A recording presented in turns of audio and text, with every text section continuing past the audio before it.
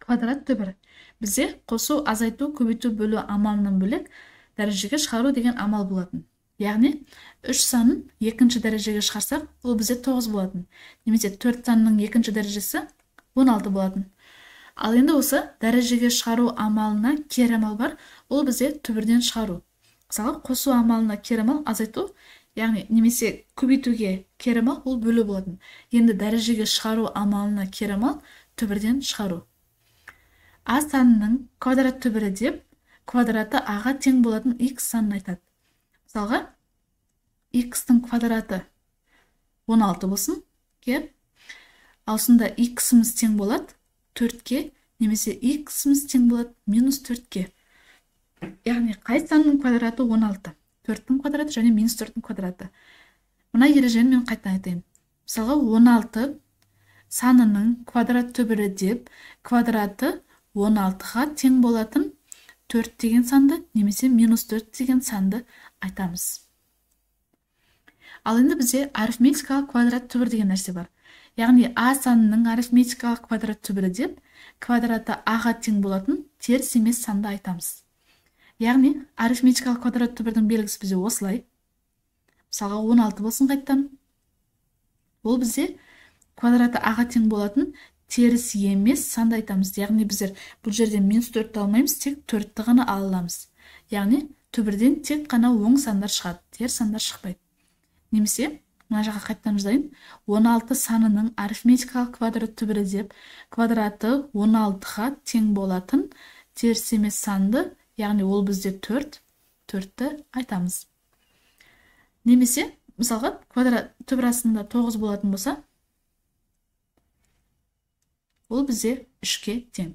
Түбірді жазған кезде бізде мына жеріміз осылай тұру керек, мына жағымыз, және мына жағымыз кішкене жабылып тұру керек, яғни түбірді жабуымыз керек.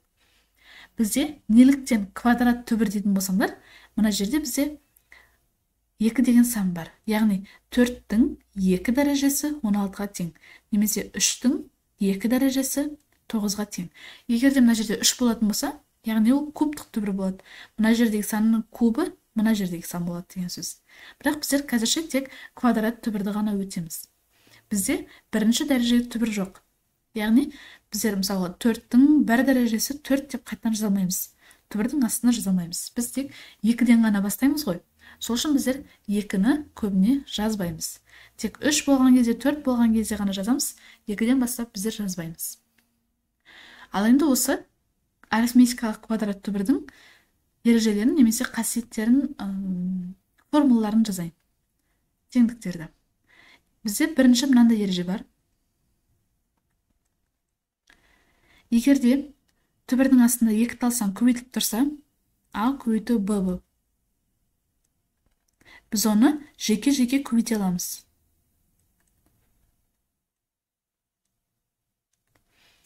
Мысалға, бізде түбір астында 25 көбейту 4 болсын.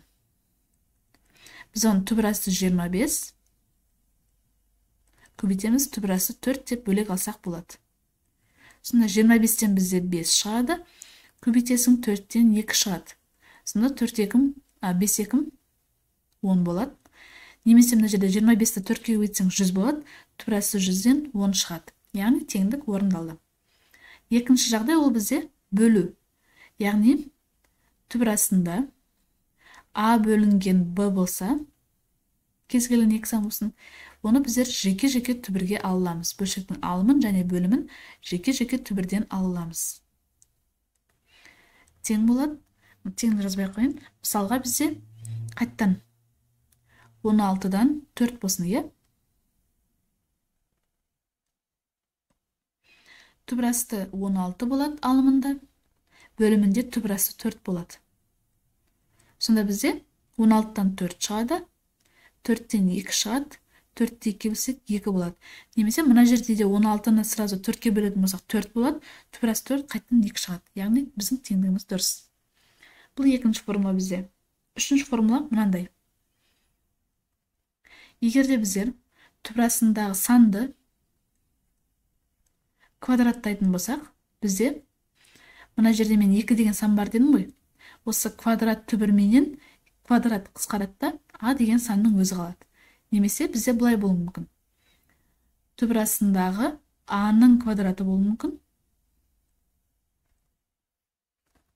Ол да бізде мына жердегі 2 менен мына жердегі 2 қысқарып кетеді де a-ның өзі қалады. Яғни мынау түбірдің квадраты, мынау a-ның квадраты. Бірақ бәрібір нәтижесінде a-ның өзі қалады. Немесе бізде мынандай жағдай болуы мүмкін. Минус түбір a-ның квадраты болатын болса, онда бізде мына минуста біздер минус 1 көбейтілген түбір асты a деп тұрып аламыз да, қайттан квадраттаймыз. Сол кезде минус 1-дің квадраты 1 болады да, мына a-ның квадраты, яғни түбір асты a-ның квадраты жай ғана a-ның өзі қалады. Яғни мына жерде минус бізде ештеңеге әсер етпейді. Енді осы формулаларды қолданып, біздер кітаптағы мысалдарды шығарып көрейік. Бірінші бізде түбір астында 0,49. Қай санның квадраты 0,49. Ол бізде 0,7. Яғни 0,7, 0,7-ге өтсек, өтірденген 2 сан болу керек, демек, өтірденген 2 сан тұрса, ол бізде дұрыс. Ал мына жерде өтірденген 4 сан тұр. Яғни 2-ден бөлеміз, себебі көбейтіп тұр ғой. Тұсынан 0,06 болады. Яғни 6-ның квадраты 36. Егер де біздер мына жақта өтірденген 3 сан тұратын болса, 0,36 болып тұратын болса, онда бізде 0,6 болмайды. Себебі 0,06-ны 0,06-ға өтсек, өтірденген мына жақта 2 сан болады, тағы да 2 сан болады. Общий бізде 4 сан болу керек. Яғни общий жұп болу керек бізде. Мына жерде өтірденген 4 сан тұр, демек ол бізде түбірден шығады. 0,01 шығады. 1-дің квадраты 1, және 0,1-ді 0,1-ге өтсек, 0,001 болады. Мына жерде 2 деген сан бар дедім, қысқарады, сонда 3-дің өзі қалады. Мен жақта 3-дің жауабын өшіргіміз кетпін. Ал мына жерде тағы да осылай минус 1-дің квадраты болып жойылып кетеді, жай ғана түбір қалады, бірақ түбірдің 2-сі менен жоямыз мына квадратты, қысқартамыз. Сонда бізде x плюс 2-ның өзі қалады. Келесі бізде 3 қосылған x түбір астындағы ол тең минус 16 дейді. Бізде түбірден ешқашан теріс сан шықпайды деген, тек қана оң сан болу керек. Яғни бізде бұл жерде бұл теңдеудің жауабы жоқ. Немесе бізде түбірдің астында ешқашан теріс сан тұруға болмайды. Себебі ешқандай санның квадраты теріс сан шықпайды. Демек, бұл жерде де бізде жауабы жоқ. Ал енді мына есепте x-тің қандай мәнінде есептің мағынасы болады. Яғни түбірден шығады. Бізде түбірдің астында тек оң сан болу керек, немесе 0 болу керек. Себебі бізде 0-дің квадратта 0. Мен мына жерге тағы бір ереже жаза салайын. 4 деп. Түбір асты 0, ол тең 0. Себебі 0-дің квадраты бізде 0-ға тең. Яғни бізде x-іміз 0 болу мүмкін, сол кезде 3 0 болады. Және оң сандар болу керек. Егер де біздер мына жерге теріс санды қоятын болсақ, мәні теріс сан шықты, түбірдің астында болмай қалады, яғни мағынасы болмай қалады. Сонда біздің x-іміз тиісті 0-ден бастап плюс x-тікке дейінгі сандардың барлығын қоя аламыз. Немесе мынауымыз біздің 0 болсын, 0-ден үлкен сандарды қоямыз. Егер мына жақтағы минус 1-ді қойсақ, минус 3 болады да, есептің мағынасы болмайды. Ал мына жерде керісінше минус 3x деп тұр. Біздер мына минустан құтылуымыз үшін бізде теріс санды теріс санға көбейтсек оң сан шығады. Сол үшін мына x-міздің өзі енді керісінше теріс сан болу керек.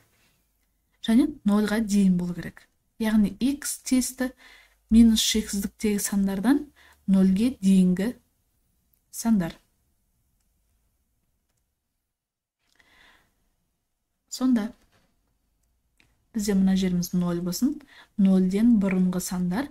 Егер мына жерге минус 1-ді қоятын болсақ, минус 1 мен минус 3-ді көбейтсек оң сан шығады. Ал егер мына жерге 1 деген санды қоятын болсақ, минус 3 шығып қалады. Минус 3-ді 1-ге көбейтсек, яғни есептің мағынасы болмай қалады. Сонда біздің анықталу облысымыз осы. Ал енді келесіде x минус 5 болу керек, үлкен. Бұны біздер былай шығарсақ болады. X минус 5 үлкен болу керек 0-ден, немесе тең болу керек 0-ге. Яғни бізде x-іміз үлкен болу керек 5-тен, және немесе 5-ке тең болу керек. Минус 5 мен плюс 5 қылып шығардым. Сонда бізде Егер де 5-тен үлкен сан болатын болса, 6 азайту 5 болатын болса, 1 қалады. Яғни есептің мағынасы болады. Ал егер 5-тен кіші сан болатын болса, 4 болса, онда 4-тен 5 азайтсақ, минус 1 қалады да, ол бізде есептің мағынасы болмай қалады.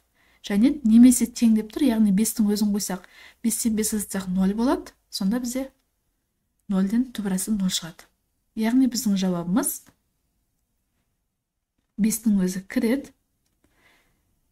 Және 5-тен үлкен сандар керек. Ал мына жерде x плюс 9-ымыз үлкен болу керек 0-ден. Демек, x-ымыз үлкен болу керек минус 9-дан. Мына плюс 9 еді, минус 9 болып өтті. Демек, біздер мынауымыз минус 9 болсын. Және содан үлкен сандар керек. Минус 9-дан үлкен сандар, мына жерден минус 8 бар. Минус 8 болсақ, минус 8 плюс 9 плюс 1 қалады да, есептің жауабы болады. Яғни біздің жауабымыз, мен мына жерге жауабын былай жазып кеттім. Қазір мынаны кішкене жылыштайын. Былай алайын да.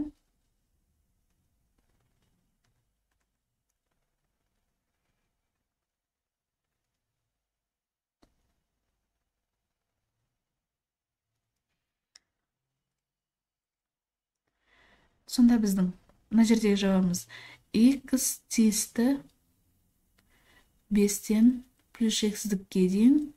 Ал мына жерде x тиісті минус 9-дан плюс шексіздікке дейін. Минус 9 біз тік жақша болу керек. Себебі минус 9-ның өзі де кіреді. Ал енді келесі септе a-ның қандай мәнінде теңдік ақиқат болады. Яғни a-ның орнына санды қоюымыз керек, сол кезде біздің есебіміз дұрыс немесе мағынасы болу керек. Яғни 4-ті түбірасты a-ға көбейтсек 8 болып тұр. 4-ті қаншаға көбейтсек 8. Яғни біздің түбірасты a-мыз ол бізде 2-ге тең болу керек. Яғни a бізде қандай саннан 2 шығатын болса, біздің a-мыздың өзі 4-ке тең болу керек. Түбірасты 4 тең 2. Яғни мына жерге қойсақ, түбірасты 4-тен 2 шығады, 2 4-ден 8 шығады. Ал мына жерде бізде негізінде түбірден теріс сан шықпайды дегенбіз, бірақ a-ның орнына теріс санды қойатын болсақ, теріс пен теріс оң болып кетеді. Яғни 4 бөлінген 25 түбірастындағы бізде 4-тен 2 шығады. Біз қазірше мына минусымыз жазып алайық, мына жерде минус бар ғой. Ал енді тағы да минус қоямыз да, себебі 2 минус сол кезде плюс болады да, теңдіктің мағынасы болады. 4-тен 2 шығады, бізде 25-тен 5 шығады. Яғни біздер a-ның орнына минус 5-тен 2-ні қоюымыз керек. Сол кезде мынаның минусы бар, мына алдындағы минус бар. Екеуі плюс болады да, жай ғана 25-тен 4 қалады. Ал енді мына жерде түбірасты a плюс 4-тен 4 болып тұр. Яғни біздің a плюс 4-іміз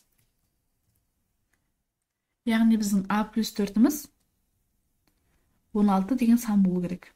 Яғни a-мыз бізде ол үшін 12 деген сан болу керек. 12-ке 4 болса 16, түбірасты 16 тең 4. Ал енді мына жерде бізде арифметикалық квадрат түбір жоқ. Жай ғана квадрат.